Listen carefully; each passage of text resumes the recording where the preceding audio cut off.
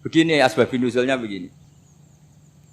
Wal muhsanatu minan nisa yang awal juz 5 itu ya kita santai aja. Yang awal juz 5 itu sebetulnya maktuf diatafkan pada ayat hurrimat alaikum ummahatukum wa banatukum wa akhwatukum wa ammatukum wa kholatukum wa banatul akhi wa banatul ukhti. Jadi perempuan yang haram dinikah itu ada 7.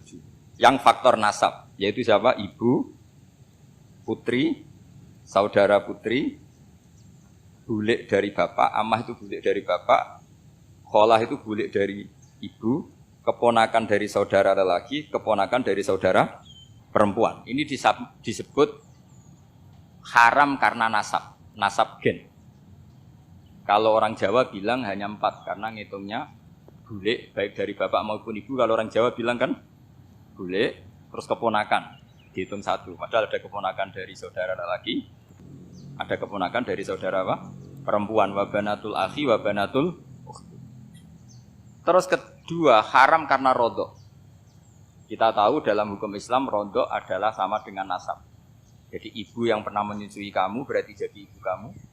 Dan saudara sepenyusuan berarti menjadi saudara kamu. Ini disebut wa ummahatukumul lati arda'nakum wa akhwatukum minar rodok. Terus ketiga haram karena musoharoh, karena besanan. Jadi pagi ini misalnya saya nikah dengan Sri, bilang qabil tu nikaha wa taswijaha bil maril madkur. Setelah nikah dengan Sri ini otomatis ibunya dia menjadi mertua. Otomatis haram saya apa? Nikah. Ini namanya haram karena musoharoh. Atau kamu punya anak Zaid. Zaid pagi ini akad dengan Sri. Berarti Sri adalah menantu Anda. Otomatis haram bagi Anda. Itu namanya haram karena musoharoh, karena bisanan.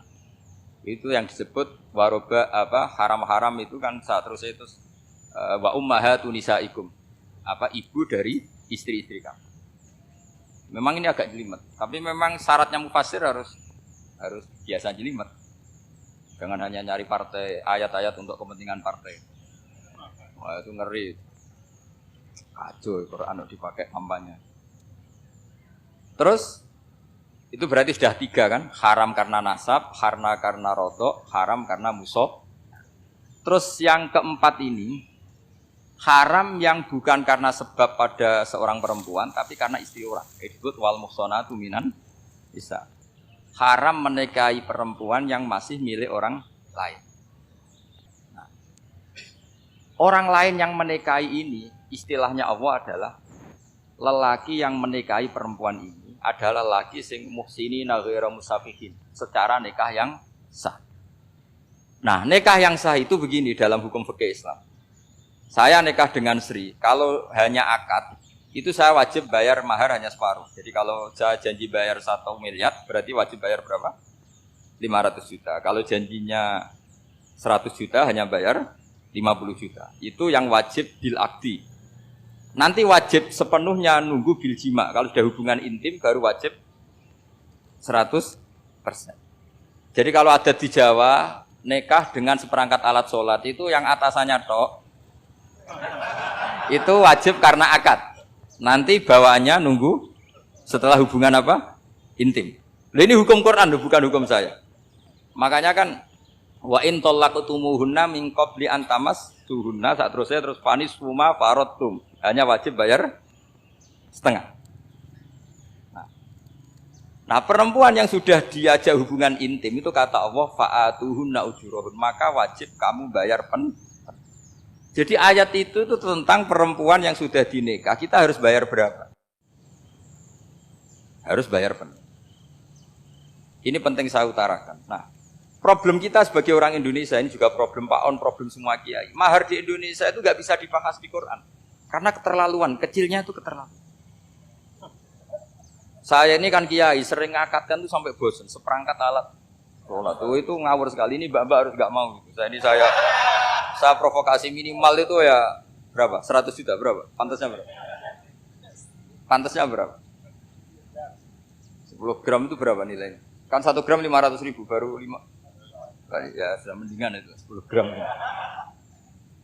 Quran itu bayangannya gini sambil latihan, yang hafal-hafal biar latihan. Jangan dapat beasiswa karena hafal tapi nggak jelas juntrungannya. Quran itu bayangannya gini, ini nggak mungkin Quran ini bisa dibaca di Jawa. Wa in aradtum istibdala zawjin makana zawji wa ataitum ihdahunna qintaran fala ta'khudhu minhu syai'a. Jika kamu nikah sama seorang perempuan, kemudian kamu cerai, maka mahar yang sudah kamu berikan jangan ambil lagi. Karena mahar di Arab itu mahal, 100 juta, kadang mobil Alphard, kadang GMC. Sehingga setelah menceraikan tuh kebayang menarik. Kok enak, dulu saya memberikan itu kan dapat servisnya, sekarang sudah saya cerai, saya tarik. Kalau mahar di Indonesia kan seperangkat alat sholat. Jadi gak kebayang ada kalimat fala ta'khudhu minhu syai'a, jangan ambil lagi. Kebayang ngambil aja enggak? Apalagi kalau nikahnya sudah 2 tahun kan sudah lusuh, sudah. Tapi kalau di Arab itu kebayang karena mahal. Makanya orang Arab suka nikah orang Indonesia karena murah. Jadi bahasa kintoron itu harta yang enggak ternilai. Wa ataitum ihdahunna kintoron. Yang enggak ternilai, mahal betul. Itu pernah saya hitung, ada yang mahar itu 400 juta, ya sekira segitu. Nah makanya setelah dicerai, Allah memperingatkan setelah kamu kasihkan, ya jangan minta lagi. Kenapa kepikiran minta? Karena jumlahnya besar. Kalau di Indonesia kepikiran nggak minta, ya? Nggak kepikiran, saking kecilnya. Perangkat alat sholat, kadang 1 juta. 1 juta itu setelah hubungan intim, sebelumnya yang wajib hanya 500. Itu kan nggak kebayang.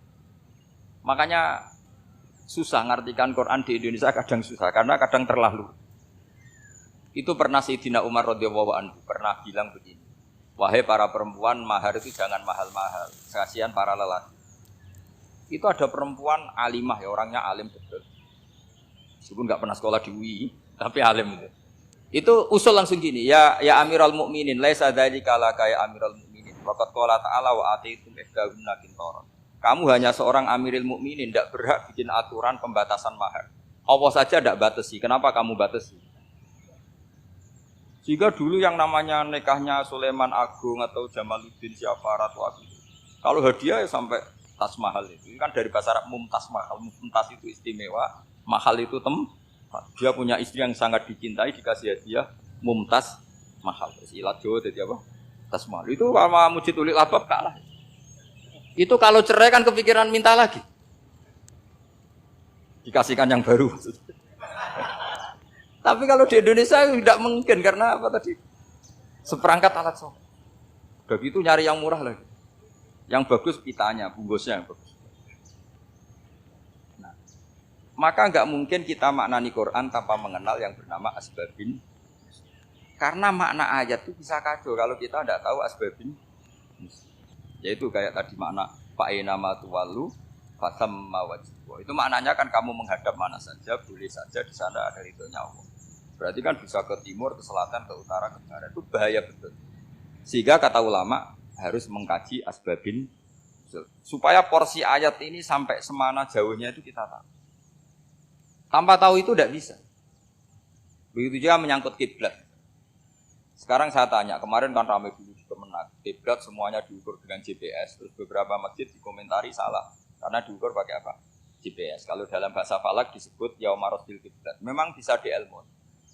Tapi pertanyaannya begini, dari awal Allah ngendikan fawalli wajhaka syatral masjidil haram. Kamu yang penting sholat itu menghadap masjid. Masjid itu ya bangunan. Sehingga kata Ibnu Abbas yang diriwayatkan banyak ulama mengatakan Al-Ka'bah kiblatun li ahlil masjid wal masjid kiblatun li ahlil haram wal haram kiblatun li ahlil masyriq wal maghrib. Jadi kalau orang di dalam masjid kiblatnya harus Ka'bah. Di luar masjid kiblatnya asal bangunan Masjid Haram.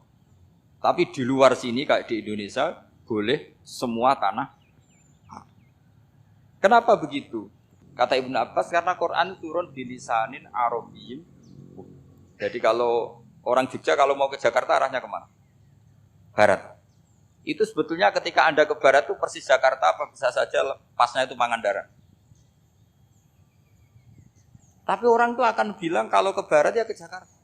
Meskipun presisi Anda tepatnya di Pangandaran. Nah kiblat seperti itu, asal orang menghadap ke barat itu orang sudah bilang ke nggak usah sedetail misalnya harus pas kan.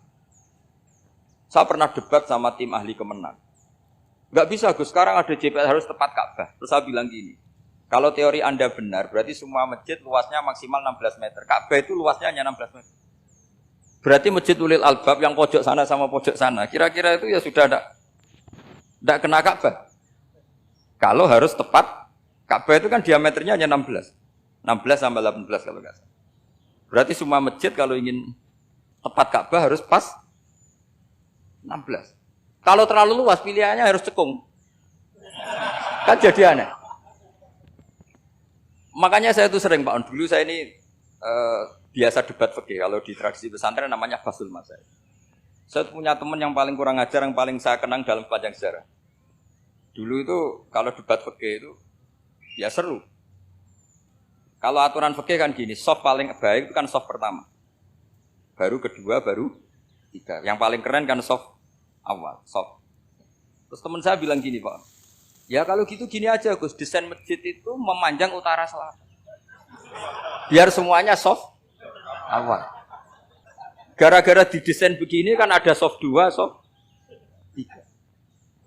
Apa susahnya? Kita bikin mulai awal supaya masjid itu memanjang utara apa? Selatan. Supaya semuanya soft awal. Ya kalau ada hukum ya diimplementasikan dalam desain bangunan katanya. Itu kan kacau. Terus akhirnya saya jawab, lalu setelah begitu yang paling afdol siapa? Yang dekat imam. Ya sudah, bikin cekung saja kalau gitu. Artinya gini ya, beragama itu yang sehat. Jadi beragama itu berdasar riwayat. Pernah ada ulama yang hitung, Madinah menghadap Ka'bah itu ya tidak pas. Pernah dihitung pakai GPS. Kiblat Madinah ke Ka'bah itu ya tidak pas. Tidak seperti yang pernah dianjurkan Kemenak. Karena apa? Agama ini ngikuti bilisanin Arabiyyin. Seperti jenengan gini. Semua ini istilahnya apa? Menghadap Gus Bah. Padahal ada yang agak sana. Semuanya ngaji sama siapa Gus Bah? Ya sudah. Istilahnya bertatap muka. Memangnya kita benturan. Ini bahasa. Jadi seperti ini semua namanya apa? Berhadap. Padahal ada yang agak samping. Ka'bah juga gitu. Sebenarnya tidak se-ekstrim yang dibayangkan orang-orang. Cuma kalau bisa tepat, ya kita harus tepat. Tapi tetap saja tidak perlu 16 apa.